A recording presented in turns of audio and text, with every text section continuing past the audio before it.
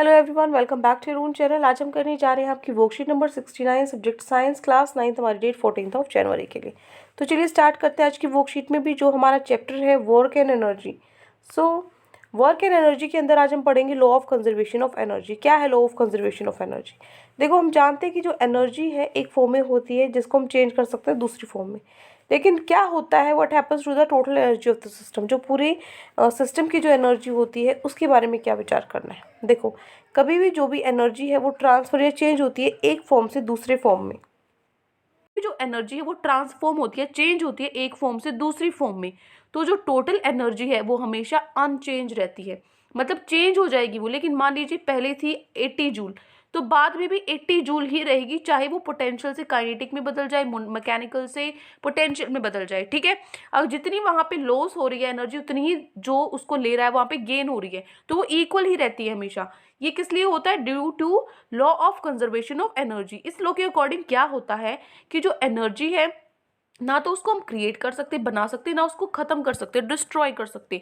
Energy can neither be created nor be destroyed, it can only be transformed from one form to other. वो सिर्फ एक वो बदल सकती है, चेंज हो सकती है, ट्रांसफर हो सकती है एक फॉर्म से दूसरी फॉर्म में। ठीक है, अपनी फॉर्म चेंज कर सकती है सिर्फ, लेकिन एनर्जी बन और खत्म नहीं हो सकती।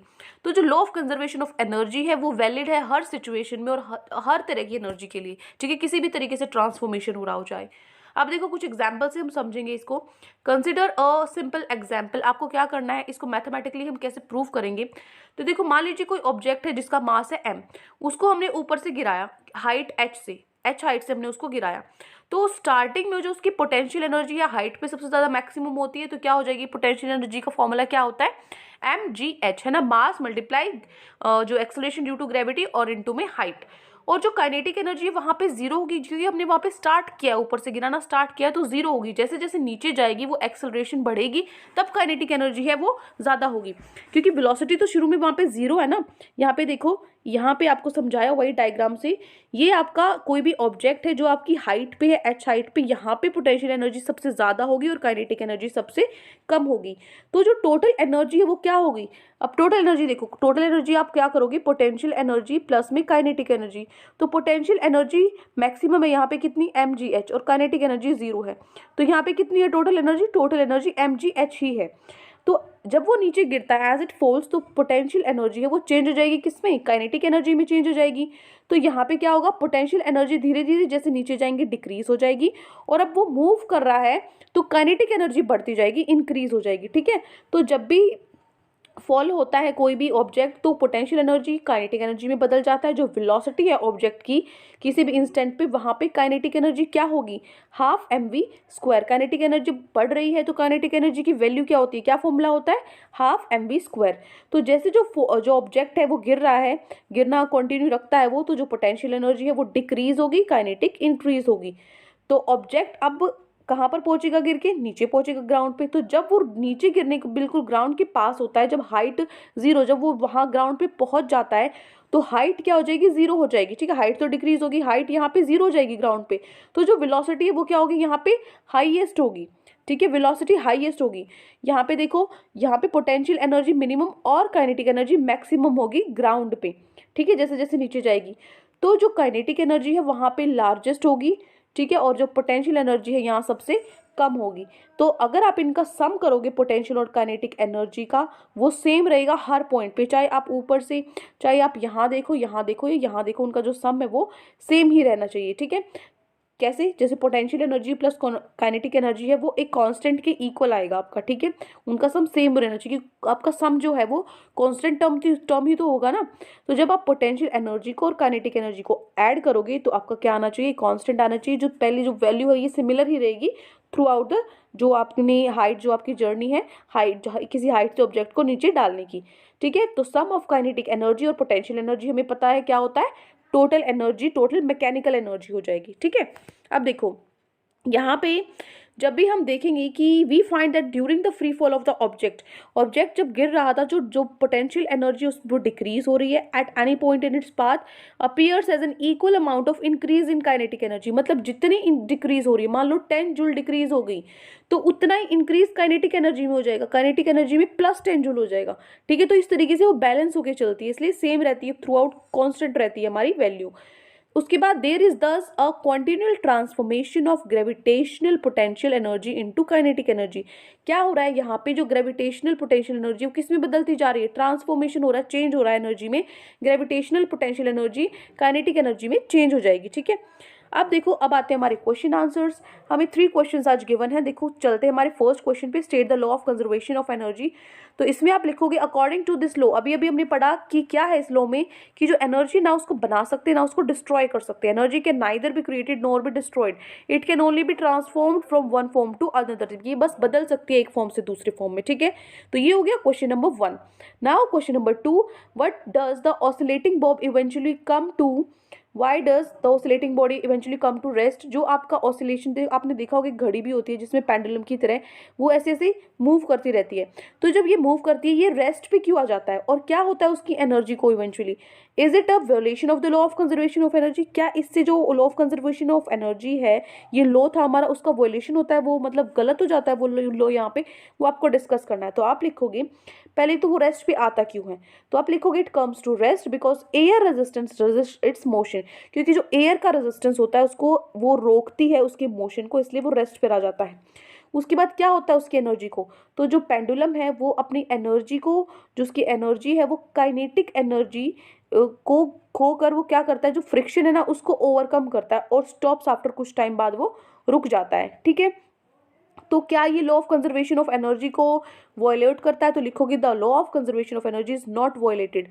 क्यों नहीं वॉयलेट होगा, लॉ ऑफ कंजर्वेशन नहीं, ये नियम है जो ये गलत नहीं हो सकता, क्योंकि जो एनर्जी लॉस्ट, जो पेंडुलम ने एनर्जी लूज की है फ्रिक्शन को ओवरकम करने के लिए, वो किसने गेन की है, सराउंडिंग ने गेन की है। ठीक है, आसपास जो एयर रेजिस्टेंस जो उसको रोक रहा था उसने गेन की है और वहां पे उसकी कम हुई है। ठीक है, तो ये होगा आपका क्वेश्चन नंबर 2 का आंसर। नेक्स्ट है आपका क्वेश्चन नंबर 3। क्वेश्चन नंबर 3 में आपको दिया हुआ एक ऑब्जेक्ट है जिसका 20 किलो मास है, उसको हमने एक हाइट 4 मीटर से फेंका, तो आपको टेबल कंप्लीट करनी है और पोटेंशियल एनर्जी और काइनेटिक एनर्जी निकालनी है सब केसेस में। ठीक है, और जी आपको लेना है 10 मीटर सेकेंड स्क्वायर। तो देखो ये क्वेश्चन आपका थर्ड ये है, इसलिए तरह लिखना है आपको मीटर पर सेकेंड स्क्वायर, ये मैं हमेशा आपको बताती हूँ, स्क्वायर ऊपर होता है। ठीक है, तो इस क्वेश्चन में देखो यहाँ पे आपको ये टेबल दी हुई है, तो ये टेबल आपको कंप्लीट करनी है। आपको क्या करना है, पोटेंशियल एनर्जी निकालनी, काइनेटिक एनर्जी निकालनी है, यहाँ पे उसका सम, फिर पोटेंशियल एनर्जी काइनेटिक एनर्जी यहाँ पे उसका सम। तो इस तरीके से आपको सबकी जितनी, जैसे ये हाइट है, फिर हाइट 2 है, 1 है, सब हाइट पे आपको पोटेंशियल एनर्जी और काइनेटिक एनर्जी निकालनी है। तो ये टेबल आपको फिल करनी है। तो कैसे करेंगे इसको फिल, देखो तो सबसे पहले मुझे टेबल फिल करने के लिए मुझे हाइट, पहले सबसे पहले हाइट हमें गिवन थी 4 मीटर, तो 4 मीटर हाइट पे जो वेलोसिटी है वो कितनी हो जाएगी, 0 है वहाँ पर, क्योंकि स्टार्टिंग पॉइंट पे वेलोसिटी 0 है। तो हमारी जो पोटेंशियल एनर्जी है वो क्या होगा, 2 mgh, मतलब मास हमारा 20 गिवन था, ग्रेविटी हमें 10 लेनी है, ये क्वेश्चन में गिवन था, 4 हमारी हाइट है, तो हमारी पोटेंशियल एनर्जी हो गई 800 जूल। उसके बाद है काइनेटिक एनर्जी, काइनेटिक एनर्जी क्या होती है, हाफ mv स्क्वायर। तो यहाँ पे mv स्क्वायर, वेलोसिटी तो शुरू में 0 है, तो हमारी जो काइनेटिक एनर्जी है वो तो वहाँ पे 0 होगी, तो टोटल एनर्जी कितनी हुई, दोनों को ऐड कर दो, 800 प्लस 0 कितना होगा, 800 जूल आया। ये हो गया फर्स्ट पार्ट। ठीक है, तो फर्स्ट ब्लैंक में आप क्या लिख दोगे, इस तरीके से लिखोगे, यहाँ मैं दिखा देती हूँ, ये देखो इस तरीके से आप यहाँ इसको लिखोगे। ठीक है, ये देखो पहले में 800 लिखोगे, यहाँ पे 0 लिखोगे और दोनों का सम क्या है 800, जो वो टेबल थी ना उसको इस तरीके से आपको फिल करना है। फिर सेकंड पार्ट हमारा, हाइट आपको कितनी दी हुई है, 3 मीटर आपको हाइट दी हुई है। वो अब वेलोसिटी निकालेंगे हम, क्योंकि वेलोसिटी वहाँ पे तो 0 थी, लेकिन जब आगे वो नीचे आ रहा है तो मुझे वेलोसिटी नहीं पता। तो मेरी जो इक्वेशंस ऑफ मोशन है उसमें एक इक्वेशन थी मेरी v square minus u square is equal to 2as, यहाँ से मैं इसको निकालूंगी वेलोसिटी को। तो देखो यहाँ पे जो s है वो क्या है, डिस्प्लेसमेंट, और यहाँ पे a क्या है, एक्सेलरेशन, और ये क्या है, फाइनल और इनिशियल वेलोसिटी। इनिशियल तो 0 ही है हमारी, क्योंकि स्टार्टिंग तो हमने 0 वेलोसिटी से की, v हमें निकालना है। उसके बाद 2 एक्सेलरेशन हमें 10 लेनी है, और s जो हमारी डिस्प्लेसमेंट है, देखो पहले 4 मीटर की हाइट पे रखा था, अब हम थोड़ा नीचे काउंट करेंगे, 3 मीटर की हाइट पे काउंट कर रहे हैं, पहले 4 पे था, अब 3 मीटर की हाइट पे क्या वेलोसिटी है, तो डिस्टेंस कितना है 4 और 3 इतना ही डिस्टेंस तो उसने कवर किया है ना, तो कितना होगा, हमारा 1 मीटर है जो वो डिस्टेंस आया, तो s की जगह मैंने क्या लिख दिया, 1 लिख दिया। ठीक है, तो v स्क्वायर मेरा कितना आया, 2 × 10 20। अब देखो मैंने यहाँ पे v नहीं निकाला, v स्क्वायर पे ही छोड़ दिया, क्योंकि मुझे v की ज़रूरत ही नहीं है। जो मेरा फॉर्मूला है उसमें तो हाफ एम वी स्क्वायर होता है, v स्क्वायर पहले से ही निकला हुआ है, तो मैं क्यों अपनी कैलकुलेशन बढ़ाऊँ, तो मैं v स्क्वायर की वैल्यू यहाँ डायरेक्ट रख दूंगी। तो हाफ एम वी स्क्वायर है, हाफ m क्या है, मास 20 है हमारा, सॉरी ये वेलोसिटी है 20, और मास भी हमें 20 क्वेश्चन में दिया हुआ था, तो इसको 2 से हमारा ये कैंसिल हो गया, कितना है 200 जूल। और ये जो है हमारी पोटेंशियल एनर्जी, ये क्या होता है फॉर्मूला, mgh, तो क्या होगा 20 हमारा मास है, ग्रेविटी हमारी 10 है, और हाइट हमारी 3 है इस बार, तो इसको मल्टीप्लाई करोगे तो आपका 600 जूल आएगा। ठीक है, तो यहाँ से टोटल एनर्जी क्या बन रही है इस बार, 600 और 200, और इस बार भी 800 जूल ही बन रही है टोटल। देखो पिछली बार भी 800 थी, इस बार भी 800 है, तो इससे ये प्रूव हो रहा है law of conservation of energy की एनर्जी चेंज हो सकती है, लेकिन क्या होगा उसमें जो एनर्जी है वो सेम रहेगी, टोटल एनर्जी सेम रहेगी। तो सेकंड पार्ट में देखो, यहाँ पे भी मैं दिखाती हूँ टेबल में, यहाँ पे देखो सेकंड में क्या हुआ, 4 मीटर पे हमने ये निकाली थी 800 था, फिर 3 मीटर पे 600 पोटेंशियल है, और काइनेटिक एनर्जी 200 है, तो इनका सम भी 800, देखो थ्रू आउट 800 ही रहेगा। ठीक है, उसके बाद देखो थर्ड पार्ट में हाइट जो है हमारी वो कितनी है, 2 मीटर है, तो यहाँ से v square minus u square 2as ये आ जाएगा, हमारा मोशन का जो इक्वेशन होता है इससे हम v स्क्वायर की वैल्यू निकाल लेंगे। तो v स्क्वायर अब कितनी डिस्प्लेसमेंट है, पूरा टोटल 4 मीटर की हाइट थी, 4 मीटर में से हमें किस पे काउंट करना है, ये 3 मीटर, उसके बाद 2 मीटर, हमें 2 मीटर पे काउंट करना है, तो 1 मीटर ये और 1 मीटर ये, तो जो डिस्प्लेसमेंट है वो 2 मीटर होगी इस बार, और ग्रेविटी है वो तो 10 है, तो कितना हो जाएगा इनका जो स्क्वायर है v का 40 आएगा इस बार। तो हाफ एम वी स्क्वायर में आप पुट करोगे तो 40 रखोगे v स्क्वायर की जगह, जो कट रहा है उसको काट दो, 10 आया, 400 जूल आपकी काइनेटिक एनर्जी है, और पोटेंशियल एनर्जी क्या होगी, mgh, m 20 है, ग्रेविटेशनल 10 है, और h कितना है 2 है।